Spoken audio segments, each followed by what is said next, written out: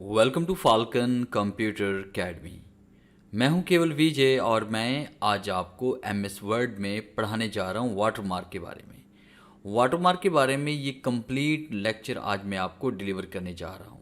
बहुत से लोग वाटरमार्क के बारे में जानते ज़रूर हैं मगर मुकम्मल इसके फंक्शन के बारे में नहीं जानते। जिस तरह से आपको नज़र आ रहा है कि मैंने यहाँ पे अपनी मर्ज़ी से वाटरमार्क यहाँ पे इसमें ऐड किया हुआ है। हालांकि आप जब भी यहाँ पे क्लिक करेंगे तो इसमें आपको यहाँ पे डू नॉट कॉपी या उसके बाद ड्राफ्ट या उसके बाद सैम्पल नज़र आएगा, मगर आपको अपनी वेबसाइट या अपनी कंपनी का नेम या कोई भी ऐसा कॉन्टैक्ट जिसको आप वाटरमार्क में बाय डिफ़ॉल्ट ऐड करना चाहते हैं ये आपको नज़र नहीं आएगा।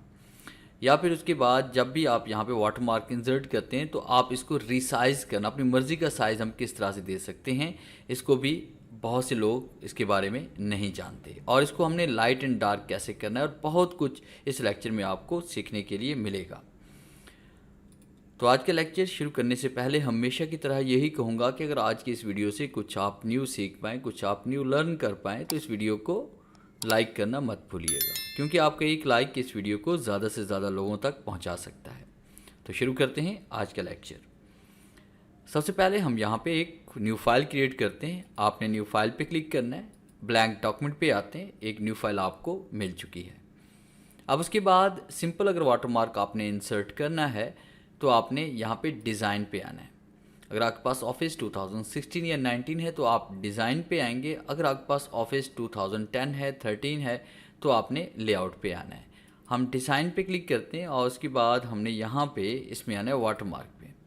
और वाटरमार्क पे क्लिक करने के बाद बाय डिफ़ॉल्ट वाटरमार्क ये वाले हमारे पास पड़े हुए हैं। इनमें से किसी भी वाटरमार्क पे क्लिक करके हम इसको अप्लाई कर सकते हैं। वाटरमार्क हम इसलिए अप्लाई करते हैं, कोई भी अगर आपकी अहम डॉक्यूमेंट है और आपको ये लगता है कि इस डॉक्यूमेंट को अगर कोई भी दूसरा बंदा कॉपी करने की कोशिश करे या इसका मिसयूज़ करे तो या इसको अपने नाम से वो प्रिंट करवाना चाहता है, तो इसके लिए हम बैकग्राउंड के अंदर अपनी कंपनी का लोगो या अपनी कंपनी का नेम या उसके बाद अपनी वेबसाइट या कुछ भी हम उसके अंदर बैकग्राउंड में डाल देते हैं, ताकि जब भी इसको कोई भी दूसरा शख्स से कॉपी करे तो हमारी कंपनी का नाम, एड्रेस या उसके बाद जो भी लोगो वगैरह है वो उसके साथ ही कॉपी हो जाए। और उसके बाद देखिए जैसे आप वाटरमार्क अप्लाई करते हैं तो एक पेज पर अप्लाई करने के बाद तमाम पेजेस पर ये अप्लाई हो जाता है। अगर आप इसको रिमूव करना चाहते हैं तो आपने वाटरमार्क पे आना है, फिर उसके बाद यहाँ पे क्लिक करेंगे रिमूव वाटरमार्क पे, तो वाटरमार्क इस तरह से रिमूव हो जाएगा। ये सिंपल सा तरीका था वाटरमार्क को अप्लाई करने के बारे में। बहुत से लोग इसके बारे में अच्छी तरह से जानते हैं। अब हम वाटरमार्क पे आते हैं, फिर उसके बाद हमने अपनी मर्ज़ी का वाटरमार्क यहाँ पे इंसर्ट करना है, तो आपने कस्टम वाटरमार्क पे आना है। जैसे हम कस्टम वाटरमार्क पे आएंगे तो आपके सामने प्रिंटेड वाटरमार्क का डायलॉग बॉक्स ओपन होगा।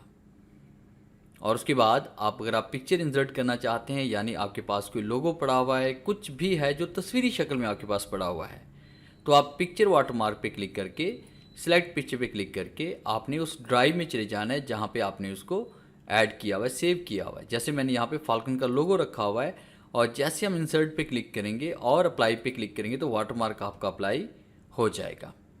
अब उसके बाद आपने इसको मज़ीद डार्क प्रिंट करना है, तो आप वॉश आउट पे क्लिक करेंगे तो ये अप्लाई पे क्लिक करेंगे तो ये और डार्क हो जाएगा। और जैसे हम कंट्रोल पी प्रेस करेंगे तो आप देखें ये डार्क प्रिंट हो रहा है। मगर इस तरह से डार्क प्रिंट नहीं करना चाहिए। आपने हमेशा ट्रांसपेरेंट की कमांड को ऑन रखना है।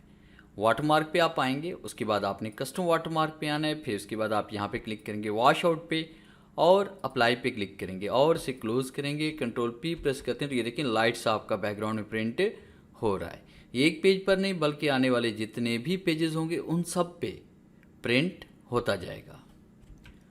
और उसके बाद अगर आप इसको रिमूव करना चाहते हैं तो आपने वाटरमार्क पे आना है, उसके बाद रिमूव वाटरमार्क पे क्लिक करें तो आपका ये वाटरमार्क रिमूव भी हो जाएगा।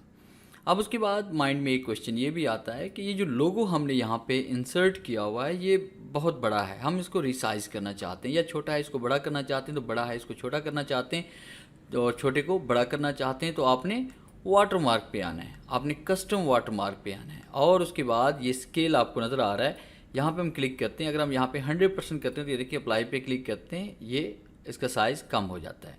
अगर हम यहाँ पे 200% पे करते हैं तो ये इसका साइज़ बड़ा हो जाएगा। अगर हम यहाँ पे 500% पे करते हैं तो इसका साइज़ और बड़ा हो जाएगा। और अगर हम इसे ऑटो पे रखते हैं तो ये पेज के मुताबिक खुद ब खुद एडजस्ट हो जाएगा। मार्जिन वगैरह को मद्देनज़र रखते हुए लेफ़्ट एंड राइट का मार्जिन इन्होंने खुद ही एडजस्ट करना है, ताकि आपका अप्लाई किया गया वाटरमार्क ठीक तरह से प्रिंट हो सके। और उसके बाद बात ये होता है कि आप कहते हैं कि जो भी लोगो वगैरह है इसको हम अपने वाटरमार्क की गैलरी में ऐड करना चाहते हैं। जैसे कि मैं चाहता हूं कि लोगो मेरा वाटरमार्क की गैलरी में ऐड हो जाए। जैसे मैंने यहाँ पे वाटरमार्क पे क्लिक किया और उसके बाद ये देखिए वेबसाइट मैंने यहाँ पे ऐड की हुई है। तो इस तरह से आप कोई लोगो या वेबसाइट वगैरह आप किस तरह से इसमें ऐड करेंगे, तो ये नेक्स्ट हम पढ़ने जा रहे हैं। तो इसको ऐड करना बड़ा आसान सा है कि आपने सबसे ऊपर यहाँ पे क्लिक करना है। ये जो मार्जिन का हिस्सा है, जैसे आप देखिए हम यहाँ रूलर पे क्लिक करते हैं, ये जो ऊपर वाला हिस्सा आपको नज़र आ रहा है मार्जिन का, यहाँ पे जैसे हम डबल क्लिक करेंगे तो ये आपके पास हेडर यहाँ पे एक्टिव हो जाएगा।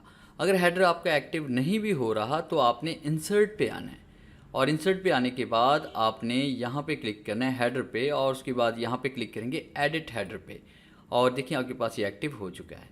अब उसके बाद कीबोर्ड से आपने कंट्रोल ए प्रेस करना है। अगर कंट्रोल ए का बटन आपका काम नहीं कर रहा तो आपने होम पे क्लिक करना है, फिर सेलेक्ट पे आएंगे, सेलेक्ट ऑल पे क्लिक करें।